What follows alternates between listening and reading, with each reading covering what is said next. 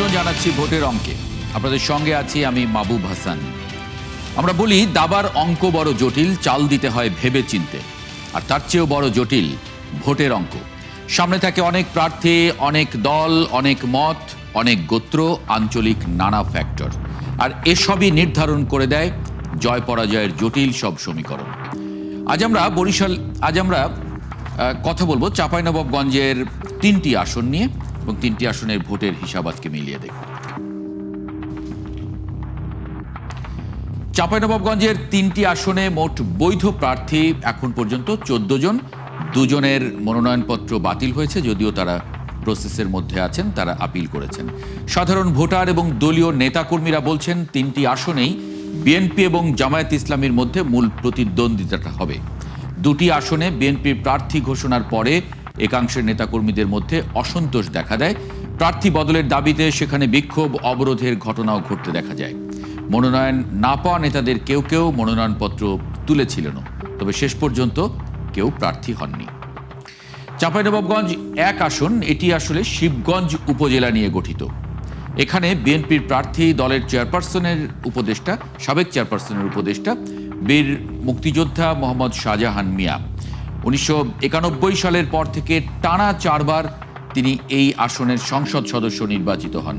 জামায়াত এই আসনে রাজশাহী মহানগর শাখার আমির মোহাম্মদ কেরামত আলীকে প্রার্থী করেছে। 2009 সাল থেকে টানা 2 বার তিনি শিবগঞ্জ উপজেলা পরিষদের চেয়ারম্যান নির্বাচিত হয়েছেন। 1991 এবং 1996 সালে এই আসনে 63,000 এবং 74,000 ভোট পেয়েছে জামায়াত, এবং 2001 সালে নজরুল ইসলাম, তিনি 1996 সালে জামায়াতের প্রার্থী ছিলেন, তিনি স্বতন্ত্র নির্বাচন করে এখানে 65,000 ভোট পেয়েছিলেন। স্বাভাবিকভাবে ধরে নেওয়া যায় এই আসনে জামায়াতের একটা ভোট ব্যাংক আছে। চলুন এই পর্যায়ে দেখে নেই কয়েকটি এই আসনের তথ্য উপাত্তগুলো। চাঁপাইনবাবগঞ্জ 1 আসন,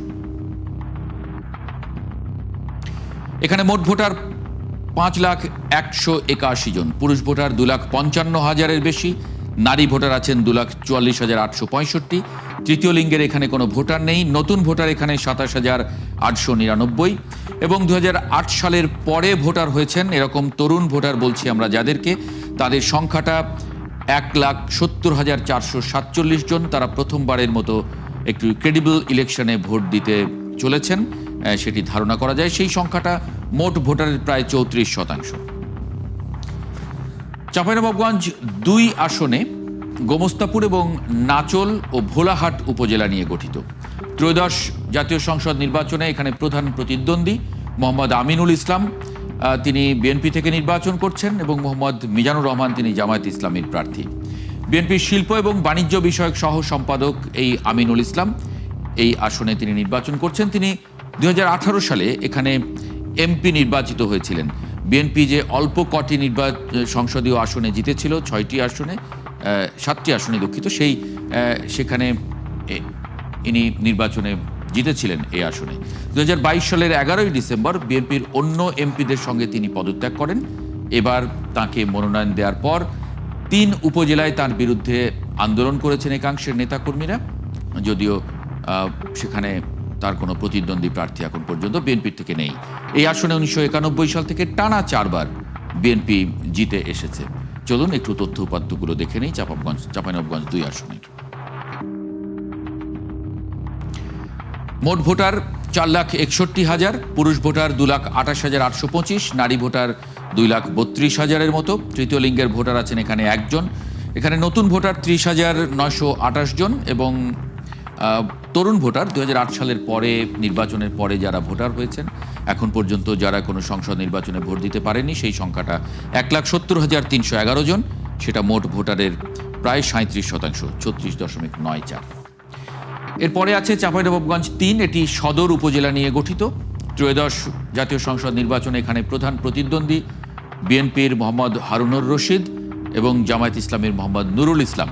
জামায়াতের সঙ্গে বিএনপি জোটে থাকাকালে এই আসনে কেউ কাউকে ছাড় দেয়নি আগে। এবার বিএনপির প্রার্থী চেয়ারপারসনের উপদেষ্টা এবং সাবেক এমপি হারুনুর রশিদ 1996 সাল, 2001 সালের পর 2018 সালের নির্বাচনেও জয়ী হয়েছিলেন হারুনুর রশিদ। জামায়াত প্রার্থী সর্বশেষ 1991 সালে এই আসনে জয় পেয়েছিল। একটু তথ্যপাত্র দেখে নেই। চাঁপাইনবাবগঞ্জ 3 আসনের। মোট ভোটার 4,68,479, পুরুষ ভোটার 2,36,648, নারী ভোটার 2,31,831 জন। এখানে তৃতীয় লিঙ্গের কোনো ভোটার নেই। এখানে নতুন ভোটার আছেন 18,511 জন এবং 2008 সালের পরে যারা ভোটার হয়েছেন এখন পর্যন্ত কোনো সংসদ নির্বাচনে তারা ভোট দেননি, সেই সংখ্যাটা 1,70,718, সেটা মোট ভোটারের 34.44%। আমরা তথ্য উপাত্ত দেখে নিলাম সম্ভাব্য এবং যারা প্রার্থী যারা আছেন, মূল প্রতিদ্বন্দ্বী প্রার্থী সম্ভাব্য, তাদের পরিচয়টাও নিয়ে নিলাম। এ পর্যায়ে মাঠের খবরটা একটু নিতে চাই। সহকর্মী একেএস রোকন চাঁপাইনবাবগঞ্জ থেকে যুক্ত হচ্ছেন আমাদের সঙ্গে। রোকন, আমরা যে তথ্য উপাত্তগুলো দেখছিলাম এবং আগের যে সংসদ নির্বাচনের রেজাল্টগুলো, সেটাতে আমরা দেখেছি চাঁপাইনবাবগঞ্জের 3টি আসনেই জামায়াত ইসলামের একটা ভোট ব্যাংক আছে। স্বাভাবিকভাবেই ধারণা করা যায় যে এবারের নির্বাচনে যেহেতু আওয়ামী লীগ নেই, সুতরাং বিএনপি এবং জামায়াতের মধ্যেই মূল প্রতিদ্বন্দ্বিতাটা হবে। সেই জায়গায় আসলে মাঠের চিত্রটা কি বলছে?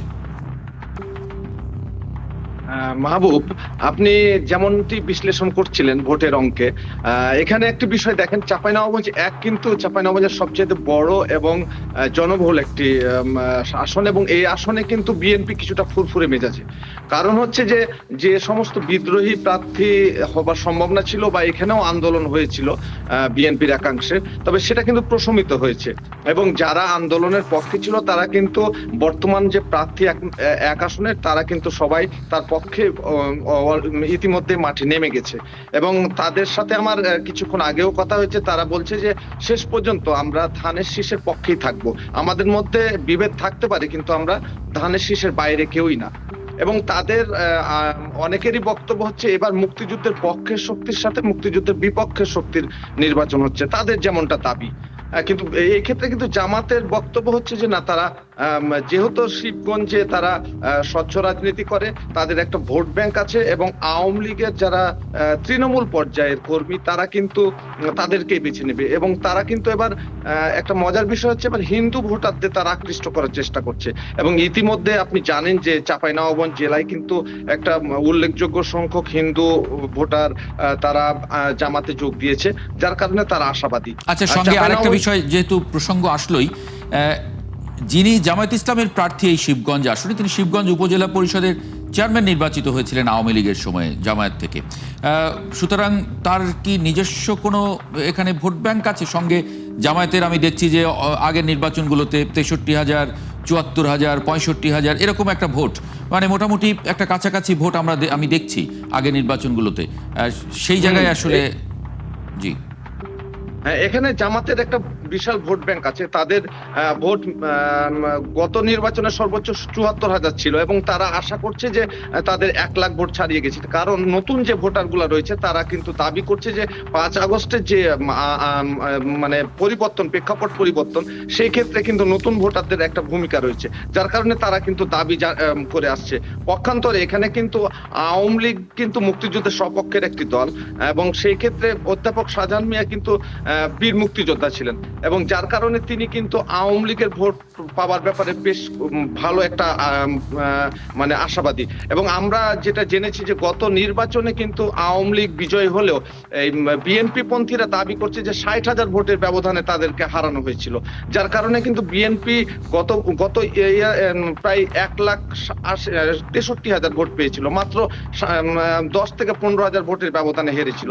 কিন্তু তাদের দাবি হচ্ছে তারা 60 থেকে 70,000 ভোটের ব্যবধানে তারাই জিতেছিল, যার কারণে কিন্তু বিএনপির ভোট ব্যাংকটা বেশ বড় এবং জামাতের ভোট ব্যাংকটা কিন্তু একটা পার্থক্য রয়েছে। যদি আওয়ামী লীগ এবং হিন্দু ভোটারদের তারা আকৃষ্ট করতে পারে, বিশেষ করে নতুন ভোটার যারা এখানে রয়েছেন, এই আসনে মোটামুটি প্রায় 27,000 ভোট রয়েছে নতুনদের, এবং এদের যদি তারা ভোটটা নিতে পারে তাহলে কিন্তু জামাত একটা হাড্ডাহাড্ডি লড়াই করার সম্ভাবনা দেখাচ্ছে। তবে এই ক্ষেত্রে কিন্তু বিএনপি বরাবরই কিন্তু ফুরফুরে মেজাজে, এই জন্য বলছি যে এখানে কিন্তু কোন্দল অনেকটা নিরসন হয়েছে এবং বিএনপির একটা বড় ভোট ব্যাংক রয়েছে। আরেকটা জিনিস আপনার কাছে একটু জানতে চাই যে এই যে উপজেলা চেয়ারম্যান নির্বাচিত হয়েছিলেন কেরামত আলী দুবার, সেই সময় বিএনপি স্থানীয় সরকার নির্বাচনে অংশ নেয়নি, তখন বিএনপির ভোট কি কেরামত আলীর দিকে গিয়েছিল বলেই তিনি নির্বাচিত হয়েছেন, এরকম কোনো ইকুয়েশন? আপনি জানেন যে বিএনপির সাথে জামাতের একটা সখ্যতা ছিল, যার কারণে কিন্তু সেই সময় কিন্তু আওয়ামী লীগের বিপক্ষে জামাত ভোট করার কারণে কিন্তু বিএনপির একটা অংশ পেয়েছিল, কিন্তু এইখানে এই ক্ষেত্রে আওয়ামী লীগের পাতেও কিন্তু বিএনপির বেশ কিছু ভোট এসেছিল, যার কারণে ওই সময়ের ক্যালকুলেশনটা বিশ্লেষণ জামাত এবার থাকবে না। তবে জামাত কিন্তু আশাবাদী যে উপজেলা ইলেকশনে তারা যেহেতু ভালো করেছে এবং দেশের বিভিন্ন শিক্ষা প্রতিষ্ঠানে যেহেতু শিবিরের একটা ভূমিধস জয় হয়েছে, যার কারণে তারা আশাবাদী যে তরুণ ভোটারদের নিয়েই তারা এই আসনটা ছিনিয়ে নেবে। এরকম তাদের আর দুটি আসনের ইকুয়েশন কি দাঁড়াচ্ছে, যদি 1-2 মিনিটে একটু ছোট করে বলেন। হ্যাঁ, চাঁপাইনবাবগঞ্জ 2 আসনে কিন্তু খুব খারাপ অবস্থা বিএনপির, এবং এখানে বিএনপির নেতারাই আমাকে বলছেন যে অভিমান ভাঙাতে হবে। ওখানে 3টি উপজেলায় যে সমস্ত কমিটির প্রধানরা রয়েছেন, উপজেলা কমিটির সভাপতি, সেক্রেটারি, তারা কিন্তু কেউই কিন্তু আমিনুল সাহেবের সাথে নাই। ইভেন আপনি যেটা বলতে চাইছিলেন যে স্বতন্ত্র প্রার্থী 2 জন দাঁড়িয়েছিলেন, 3 জন, এবং তারা নমিনেশন তুললেও তারা শেষ পর্যন্ত যদিও জমা দেননি, কিন্তু তাদেরও অভিমান রয়েছে। এই অভিমান যদি না ভাঙাতে পারে তাহলে কিন্তু এখানে বিএনপির ভরাডুবির একটা সম্ভাবনা রয়েছে, কারণ জামাত কিন্তু এই আসনে একে কিন্তু জামাত কখনোই পাশ করতে পারেনি, কিন্তু 2 আসনে কিন্তু জামাত একবার বিজয় হয়েছিল 1988-86 সালে, যার কারণে কিন্তু জামাত এখানে এই কন্দলকে কাজে লাগিয়ে সুযোগ নেওয়ার চেষ্টা করবে। আর চাঁপাইনবাবগঞ্জ 3 আসন, যেটি সবচাইতে গুরুত্বপূর্ণ একটি আসন এবং সদরে অবস্থিত, এখানে কিন্তু ঢাকা মহানগর দক্ষিণের আমির প্রতিদ্বন্দ্বিতা করছেন। তবে আমরা বিশ্লেষণ করে আপনি যেমনটি বলছিলেন যে তারা কিন্তু 2 বার জয় পেয়েছে এবং তাদের পৌর এলাকায় কিন্তু একটা ভোট ব্যাংক রয়েছে। এই ক্ষেত্রে আবার হিন্দু ভোটারদের সেখানে কিন্তু তারা আকৃষ্ট করার চেষ্টা করছে। তো এই ক্ষেত্রে বিএনপি যদি শক্ত ভূমিকা না রাখতে পারে, বিএনপি যদি কৌশলগতভাবে না এগুতে পারে, বিশেষ করে যারা আওয়ামী লীগের তৃণমূল পর্যায়ে, তাহলে কিন্তু এখানে জামাত মানে ভালো একটা সুবিধা করার চেষ্টা করবে। তবে আপনাকে একটা বিষয় বলে রাখি, এখানে বিগত নির্বাচনে আওয়ামী লীগের যিনি প্রার্থী ছিলেন তার কিন্তু আপন চাচাতো ভাই হচ্ছে বর্তমান বিএনপি প্রার্থী, যার কারণে তিনি পারিবারিক সুবিধাটা তিনি নেবেন বলে ধারণা করা যায়। জি, নেবেন বলে ধারণা করা। হ্যাঁ, অনেক ধন্যবাদ আমাদের সঙ্গে যুক্ত হবার জন্য AKS রোকন, চাঁপাইনবাবগঞ্জ থেকে। সহকর্মী AKS রোকন বলছিলেন এই মুহূর্তের মাঠের পরিস্থিতি চাঁপাইনবাবগঞ্জের 3টি আসনের। একটা ছোট্ট বিরতি নিচ্ছি, বিরতির পরে ফিরে আসব ভোটের অঙ্কে অতিথিকে সঙ্গে থাকবেন আশা করি। বিরতির পর আরেকবার স্বাগত জানাচ্ছি ভোটের অঙ্কে, সঙ্গে আছি আমি মাহবুব হাসান। এ পর্যায়ে বিরতির আগে যেমন বলছিলাম, অতিথিকে যুক্ত করে নিব। অধ্যাপক কাজী মাহবুবুর রহমান, রাষ্ট্রবিজ্ঞান বিভাগের অধ্যাপক, ঢাকা বিশ্ববিদ্যালয়। আপনাকে স্বাগত জানাচ্ছি অধ্যাপক কাজী মাহবুবুর রহমান।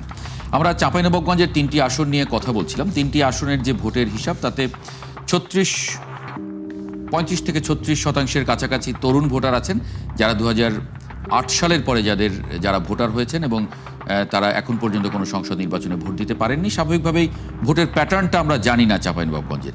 সুতরাং আগের ফলাফলগুলোর যে আঙ্গিক, সেই আঙ্গিকে আমরা দেখছি যে এখানে বিএনপি একটা ঘাঁটি, বরাবর বিএনপি জিতে এসেছে। 2008 সালের নির্বাচনে বিএনপি কিছু আসনে খারাপ করেছিল, তারপরেও এটি বিএনপির অঞ্চল বলে ধরা হয়। জামায়াতেরও একটা ভালো ভোট ব্যাংক আছে, স্বাভাবিকভাবে বিএনপি এবং জামায়াতের মধ্যে যে প্রতিদ্বন্দ্বিতা হবে সেটা অনুমেয়। সেই জায়গায় আসলে আপনি আপনার বিশ্লেষণটা কি দেখেন আপনি? আপনাকে অসংখ্য ধন্যবাদ। প্রথমত হলো, আপনার আগের আলোচনাও আমরা একই রকম দেখেছি যে তরুণ ভোটাররাই নির্ধারকের ভূমিকা রাখতে পারে প্রায় অধিকাংশ আসনগুলোতেই। তো এখনও কিন্তু আপনি দেখতে পাচ্ছেন যে প্রায় 36% তরুণ ভোটার যারা আগে ভোট দেওয়ার অভিজ্ঞতা নাই। এটা একটা মানে সব আসনের মতো এই ক্ষেত্রেও দেখা যাচ্ছে একটা প্রভাব বিস্তার করবে। তবে এছাড়াও কিন্তু কিছু বিষয় আছে যেগুলো আলোচনায় কিছুটা এসেছে, কিছুটা আসেনি। আমরা যদি খুব সংক্ষিপ্ত আকারে প্রত্যেকটা আসন নিয়ে কথা বলি, যেমন চাঁপাইনবাবগঞ্জ 1, যেটা আপনি বলেছেন অলরেডি, তো সেখানে দেখা যাচ্ছে যে আপনি মানে মুক্তিযোদ্ধা প্রার্থী শাহজাহান মিয়া, যিনি বিএনপি থেকে প্রার্থী হয়েছেন, আবার অন্যদিকে সৈয়দ শাহিন শওকত, মানে যিনি রাজশাহী বিভাগের সাংগঠনিক সম্পাদক, তার একটা অংশ আবার এইদিকে শাহজাহান মিয়ার সাথে। তো দলের একটা অভ্যন্তরীণ ব্যাপার আছে, সেই ব্যাপারটা যদি কেন্দ্রীয় পর্যায় থেকে মিটে যায় তাহলে উনি কিন্তু শক্তিশালী প্রার্থী হিসেবে থাকছেন বিএনপির পক্ষ থেকে। তো এখানে তারপরেও যেটা ইম্পর্টেন্ট সেটা হলো, আপনি জানেন এই অঞ্চলটা কিন্তু সীমান্ত এলাকা, সে কারণে সীমান্ত ব্যবস্থাপনা, স্থানীয় উন্নয়ন কিন্তু ইম্পর্টেন্ট হবে। যারা এই বিষয়গুলোকে মানুষকে অ্যাট্রাক্ট করতে পারবে সেটা কিন্তু কম কথা না। আমরা সবসময়ই ভাবি যে ভোটারের মানে ট্রেন্ড দেখি বা টেন্ডেন্সি দেখি, এর বাইরেও কিন্তু ভোটারকে আপিল করার মতো আপনার এজেন্ডা থাকতে পারে। যেমন এখানে আমি বললাম যে সীমান্ত ব্যবস্থাপনাটা গুরুত্বপূর্ণ হিসেবে হয়ে উঠবে এখানে। চাঁপাইনবাবগঞ্জ 2-এ যদি আপনি যান, সেখানে আপনি দেখেন এখানে কিন্তু হেভিওয়েট প্রার্থী অনেকের নাম শোনা যাচ্ছে, মানে অনেকে আছেন। তার জামাত জি। ইসলামীও এখানে একটা শক্তিশালী সংগঠন আছে তার। তো এখানে দেখবেন আপনি মূলত হলো কৃষক এবং আদিবাসী ভোটারটা একটা গুরুত্বপূর্ণ অংশ নির্ধারক, যেটা হয়তো আদিবাসী ভোটারদের কথা আলোচনায় আসেনি। এটা কৃষিপ্রধান অঞ্চল, সে কারণে নাচুল ভোলাহাটে দেখা যাবে কৃষক এবং আদিবাসী ভোটাররা একটা বড় অংশ রয়েছে, এবং তাদের মানে তাদেরকে যারা আকৃষ্ট করতে পারবে মূলত তারা ফ্যাক্টর হবে, তারাই জিতে যেতে পারে। চাঁপাইনবাবগঞ্জ 3-এ যদি যাই, সেখানে আপনি দেখেন প্রধান প্রতিদ্বন্দ্বী আমরা চিনি হারুনুর রশিদ, এবং সেক্ষেত্রেও কিছু মানে ক্ষোভ অথবা আপনার অভিমান আছে দলের মধ্যে। তারপরেও আপনি প্রতিপক্ষ কিন্তু আবার জামাতের কেন্দ্রীয় নেতা। সে সব কিছু চিন্তা করলে এখানে দেখা যাবে, আমার কাছে মনে হচ্ছে যে সদরের যারা শিক্ষিত তরুণরা আছেন তারা কিন্তু বড় ফ্যাক্টর হয়ে যেতে পারেন। সব কিছু মিলিয়ে আমার কাছে মনে হচ্ছে যে তরুণ ভোটার এক, দ্বিতীয়ত হলো আওয়ামী লীগের ভোট, তৃতীয়ত হলো লোকাল প্রত্যেকটা কনস্টিটিউয়েন্সির মানে আসনের কিন্তু আলাদা আলাদা বৈশিষ্ট্য আছে। সেই বৈশিষ্ট্যগুলো যারা হাইলাইট করতে পারবে এবং ভোটারদেরকে আকৃষ্ট করতে পারবে, তারাই হয়তো জিতে যেতে পারে। আর একটা কথা আপনাকে বলি, সেটা হলো সংখ্যালঘু ভোটারের কথা। তো এটা কিন্তু আলোচনায় এসেছে, তারপরেও এটা কিন্তু আরও আমার কাছে মনে হয় এটাকেও ইম্পর্টেন্স দেওয়ার দরকার আছে। সুতরাং এটাকে যদি আমরা ইম্পর্টেন্স দিই, তাহলে দেখা যাবে যে যারা সংখ্যালঘুর কথা বলছি, লোকাল ফ্যাক্টরের কথা বলছি, তরুণ ভোটারদের কথা বলছি, এই 3টা বিষয়কে যদি আপনি হাইলাইট করতে পারেন, আপনি কিন্তু প্রায় 50% কাছাকাছি চলে যাচ্ছেন ভোটারকে আকৃষ্ট করার ক্ষেত্রে। আসলে একটা নির্বাচনী এলাকায় পাশ করার জন্য 100% ভোট লাগে না। জি। আপনি যদি 40% ভোট টার্গেট করেন, আমরা অনেক সময় এটা ভুল করে ফেলি, প্রার্থীরাও এই ভুলটা করে, দলও ভুল করে। ভোটারের মানে আপনাকে কিন্তু টার্গেট করতে হবে ভোটার। আপনি 100% লোকের কাছে পৌঁছতে পারবেন না। আপনাকে টার্গেট করতে হবে কোন ভোটারের কাছে আপনি পৌঁছতে চান এবং কোন ভোটারটা সিদ্ধান্ত নেয় নাই। যদি সিদ্ধান্ত যেই ভোটটা নেয় না, ভোটারটা নেয় না, বা সেই যেই ভোটারটা সিদ্ধান্ত নিতে দেরি করে বা নতুন তথ্যের কারণে প্রভাবিত হয়, আপনি সেই ভোটারটাকে যদি টার্গেট করেন, তাহলে কিন্তু আপনি দ্রুত রেজাল্ট পাবেন। আমি আপনাকে এক্ষেত্রে একটা উদাহরণ দিতে হবে যদি সময় থাকে। আমরা জানি যে ব্রেক্সিটের কথা, আপনি এই ইউকেতে কিন্তু দেখা গেছে যে ইউরোপিয়ান ইউনিয়ন থেকে যখন বের হয়ে যায়, তখন কিন্তু প্রথম দিকে আলোচনা ছিল, কিন্তু মানে বেশিরভাগ লোকই কিন্তু ইউরোপিয়ান ইউনিয়ন থাকার পক্ষে ছিল। সবগুলো সার্ভে কিন্তু এরকম হয়ে আসছে। জি। কিন্তু শেষ পর্যন্ত যখন রেজাল্ট আসলো, তখন দেখা গেলো কিন্তু অন্যরকম। এর প্রধান কারণ কিন্তু একটা, যে আনডিসাইডেড ভোটারদেরকে প্রভাবিত করার জন্য ডিজিটাল টেকনোলজি ব্যবহার, ঠিক ঠিক। এবং পরে একটা তার মানে লম্বা তো এবারে এই সময় যে 36%-এর কাছাকাছি যে তরুণ ভোটার, এই ভোটারদেরকে অ্যাড্রেস করাটাও দলগুলোর জন্য খুব গুরুত্বপূর্ণ, এবং এই ভোটার চ্যালেঞ্জিংও চ্যালেঞ্জিং গুরুত্বপূর্ণ চ্যালেঞ্জিং, কারণ ওদের মানসিকতাটা কিন্তু একই ট্রেন্ডের না। আপনি যে এক্স্যাক্টলি বলেও না। হ্যাঁ, এক্স্যাক্টলি। অনেক অনেক ধন্যবাদ অধ্যাপক কাজী মাহবুবুর রহমান যুক্ত হবার জন্য আজকে ভোটের অঙ্কে। দর্শক, আপনাদেরকেও ধন্যবাদ জানাচ্ছি। আমরা আমাদের মতো করে অঙ্ক মেলালাম, আপনার ভোটের অঙ্ক মেলাতে হবে আপনাকেই। কোন হিসেবে সেটি মেলাবেন তা আপনিই ভালো জানেন। দেখা হবে আগামীকাল রাত 10টায় মৌলভীবাজার এবং জয়পুরহাট জেলার আসনগুলো নিয়ে। সরাসরি সংবাদ এবং অনুষ্ঠান দেখতে চোখ রাখুন ৭১-এর ফেসবুক পেজ এবং সাবস্ক্রাইব করুন ৭১-এর ইউটিউব চ্যানেল। ৭১-এর সঙ্গে থাকুন।